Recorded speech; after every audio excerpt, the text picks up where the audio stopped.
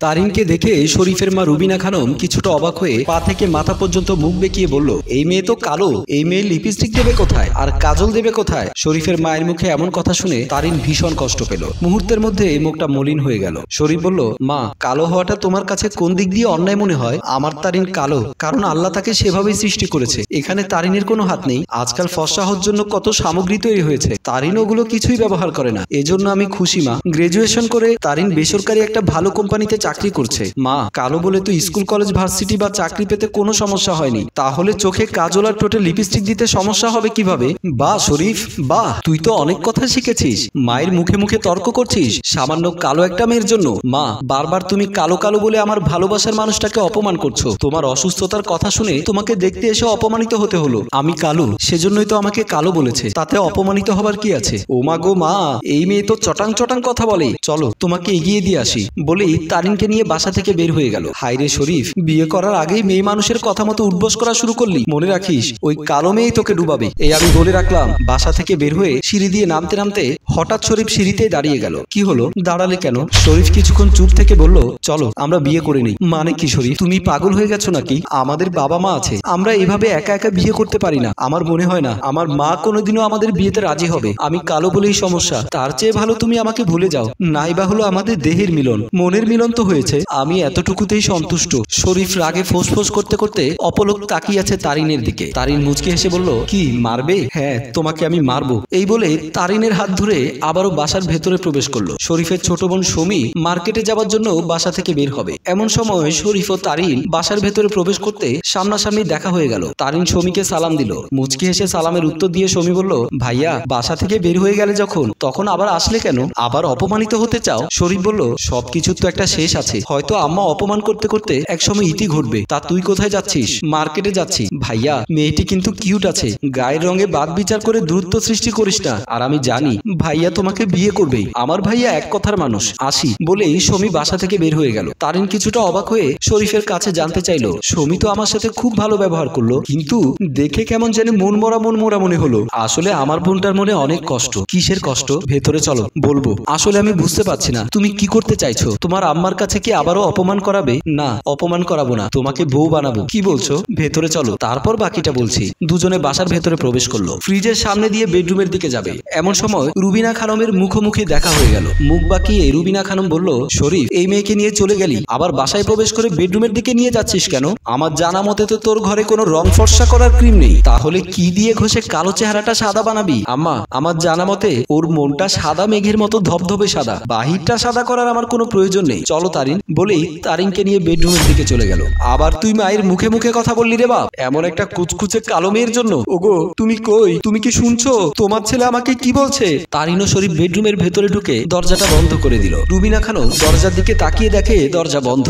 রুবিনা খানম চমকে উঠলো। High high high, সর্বনাশের কথা, ওরা তো দরজা বন্ধ করে দিয়েছে। এবার জোরে জোরে শরীফের বাপ বলে ডাকতে লাগলো। এমন সময় শরীফের বাবা তার রুম থেকে দৌড়ে আসলো। কি হয়েছে? এইভাবে চেঁচিয়ে রাখছো কেন? ডাকছি কেন?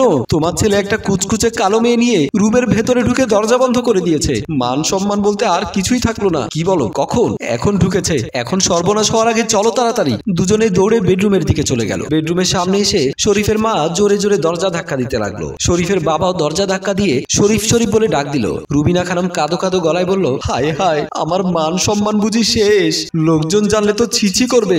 বাপরে, ওই মেয়ের সাথে তুই কিছু করিস না রে, তোরে সুন্দর দেখে একটা মেয়ে বিয়ে করায় দেব। আচ্ছা, মেয়েটাকে তোমার ছেলের বান্ধবী, ওর সাথে তোমার ছেলে প্রেম করে? প্রেম? এখন যদি তোমার ছেলে ওই মেয়ের সাথে উল্টো পাল্টা কিছু করে, তখন তো সর্বনাশ হয়ে যাবে, মান সম্মান বলতে কিছুই থাকবে না। এমন সময় শরীফ ও তারিন দরজা খুলে রুমের বাইরে আসলো। শরীফ বলল, আব্বু, তুমি আমাকে এমন কোনো শিক্ষা দাওনি যে আমি উল্টো পাল্টা কাজ করব আর তোমাদের মান সম্মান হানি হবে। এমন কোনো কাজ আমি কোনোদিনও করতে পারি না। আব্বু, এই মেয়েটি কালো বলে আম্মু যা তা ভাবে ওকে অপমান করেছে। আজ আমি তারিনকে নিয়ে আমার বেডরুমে ঢুকেছি বলে আমার মা টেনশনে কাঁদো কাঁদো ভাব, তার মান সম্মান নাকি শেষ হয়ে যাচ্ছে। কিন্তু সেদিনের কথা কি মনে পড়ে আম্মা, যেদিন তোমার একমাত্র মেয়ের অনিচ্ছা সত্ত্বেও কালো কুচকুচে ছেলেকেও রুমের ভেতরে ঢুকে দিয়েছিলে? সেই ছেলেটা আমার ফুলের মতো বোনটাকে সেদিন ধর্ষণ করেছিল, আর তুমি সেটাই চেয়েছিলে। সেদিনের কথা একটু মনে করে দেখো তো, সেদিন কি হয়েছিল। দরজা খুলতে সাব্বির বাসার ভেতরে প্রবেশ করলো, দুহাতে তার মিষ্টি। রুবিনা খানম হাসি মুখে বলল, বাবা, কেমন আছো তুমি?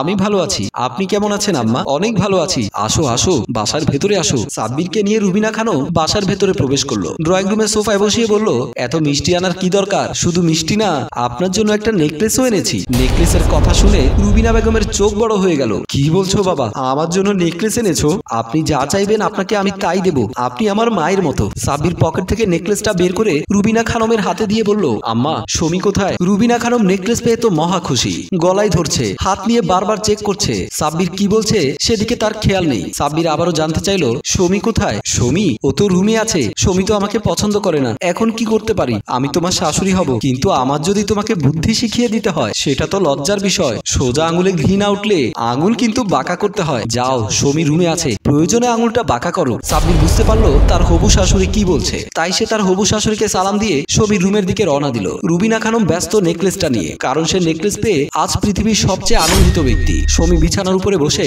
আঙুলে নেল পালিশ লাগাচ্ছিল। এমন সময় সাব্বির বেডরুমের ভেতরে ঢুকতে সুমি চমকে উঠে বিছানা থেকে দাঁড়িয়ে গেল। কি ব্যাপার, আপনি আমার বেডরুমে আসলেন কেন? আমি তোমাকে ভালোবাসি, তোমাকে আমি পছন্দ করি, তোমাকে আমি বিয়ে করতে চাই। তুমি তো আমাকে পছন্দই করো না, তাই তুমি আমাকে যাতে পছন্দ করো সে ব্যবস্থা করতে বেডরুমের ভেতরে চলে আসলাম। মানে আপনি কি বলতে চান? আমি বলতে চাই সোজা আঙুলে ঘি না উঠলে আঙুল বাঁকা করতে হয়। তোমার পিছে আর না ঘুরে আমিও যে আঙুল বাঁকা করতে বাধ্য হলাম। আমি তোমাকে বিয়ে করবো সুমি, বলেই সুমিকে জড়িয়ে ধরে বিছানায় ফেলে দিল। সুমি অনুনয় বিনয় করলো, কিন্তু সাব্বির কোনো কথাই শুনলো না, ঝাঁপিয়ে পড়লো সুমির উপরে। তারপর আমার বোনটাকে তুমি বাধ্য করেছিলে কুচকুচে কালো সাব্বিরকে বিয়ে করতে, কিন্তু আমার বোনের কপালে সুখ সইল না। বিয়ের কিছুদিন পরে সাব্বির আমার ফুলের মতো বোনটাকে অকারণে মারধর করত। আম্মা, সাব্বিরের উপরটাও যেমন কালো ছিল ভেতরটাও তেমন কালো ছিল, আর তোমার ছিল লোভ, আর সেই লোভের কারণে আমার ছোট বোনটার জীবন তছনছ হয়ে গেল। তারিন এবার বুঝতে পেরেছে আমার বোনের মুখটা মলিন কেন ছিল। শরীফের বাবা বলল, আমি সেদিন নিরুপায় হয়ে মেয়েটাকে খারাপ মানুষটার হাতে তুলে দিতে বাধ্য হয়েছিলাম রে, আমাকে তুই ক্ষমা করে দে। আব্বু, তুমি ভুল না করেও আমার কাছে ক্ষমা চাইছো, কিন্তু আমার মা এত বড় ভুল করার পরও নিজেকে শুধরে নিতে পারে না। আমার মায়ের মনে এখনো হিংসা অহংকার। তারিনকে স্বেচ্ছায় আজ অপমান করেছে, কিন্তু আম্মা আমি তারিনকে বিয়ে করব, কারণ ওর বাহিরের রংটা কালো হতে পারে, ভেতরটা মেঘের মতো সাদা। সেটা তোমাকে আগেও আমি বলেছি। আমি তোদের বিয়ে দেব, আমি এই সংসারের সমস্ত দায়িত্ব তুলে দেব আমার বৌমার হাতে। এই সংসারে যেন আর অনিয়ম না হতে পারে। আজ থেকে তোমার কোনো কাজ নেই এই সংসারে, 3 বেলা খাবে আর ইবাদত বন্দেগী করবে। সংসারের কারো বিরুদ্ধে কোনো কথা বলতে পারবে না, কারণ তোমার মুখের কারণে আজ আমাদের এমন অধপতন হয়েছে। কাঁদো কাঁদো গলায় রুবিনা বলল, ওগো আসলে আমি অনেক বড় ভুল করেছি, লোভে পড়ে আমার মেয়েটার জীবন নষ্ট করে দিয়েছি। শরীফ, তারিন, তোমরা আমাকে ক্ষমা করে দাও। আমি তোমাদের সাথে খারাপ ব্যবহার করেছি। আমি তোমার মা বাবার কাছে যাব, এই সপ্তাহে তোমাদের বিয়ের ব্যবস্থা করব। তারিন বলল, আম্মা, আর আমি যাব আদালতে আমার একমাত্র ননদের স্বামীর বিরুদ্ধে মামলা করতে। আমার পবিত্র ননদের উপরে যারা অন্যায় অবিচার করেছে তাদের শেষটা আমি দেখে ছাড়বো। প্রিয় দর্শক, তারিন কি পারবে অন্যায়ের বিরুদ্ধে প্রতিবাদী কণ্ঠস্বর হয়ে দাঁড়াতে? জয় হোক এমন প্রতিবাদী নারীদের। গল্পটি ভালো লাগলে লাইক, কমেন্ট ও শেয়ার করে আমাদের সাথেই থাকুন। ধন্যবাদ।